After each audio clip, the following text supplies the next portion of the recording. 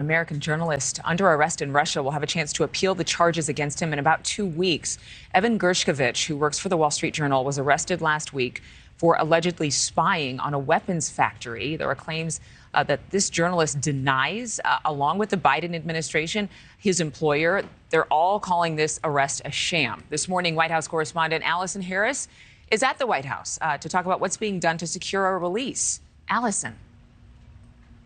Adrienne, and actually just minutes ago, we received a rare joint statement from Senators McConnell and Schumer condemning his arrest and detention, saying in part, since his arrest, Russian authorities have failed to present any credible evidence to justify their fabricated charges.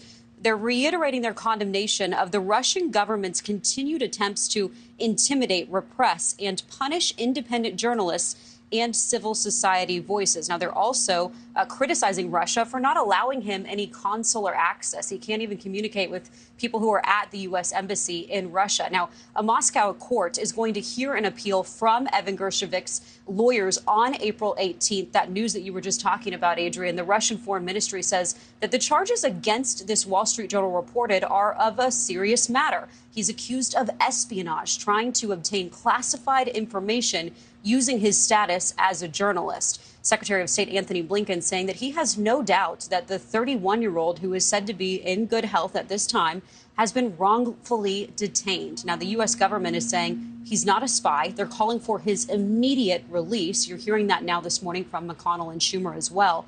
The Wall Street Journal reports that at his appeals hearing later this month, the court could uphold his detention. They could move him to another jail. They could allow him on house arrest, or they could even grant him bail. Now, National Security Council Coordinator for Strategic Communications, John Kirby, he's declining to say whether or even when the U.S. would consider a prisoner swap to secure his release. I won't get ahead of where we are. And I think you can understand why we would certainly want to talk about potential negotiations here from the podium. We're at a very early stage here. Main goal is to get consular access to him so we can have that contact and that connectivity. We're doing what we can to keep his employer and the family informed.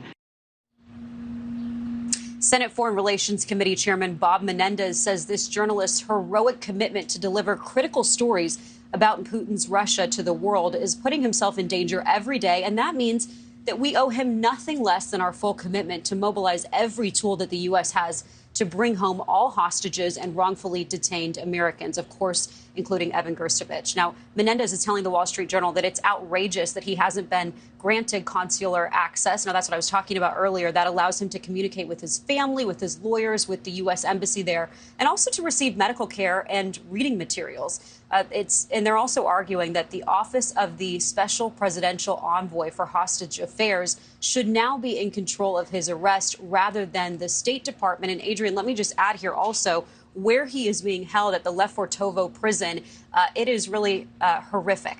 It's intended to make the prisoners there feel isolated and abandoned.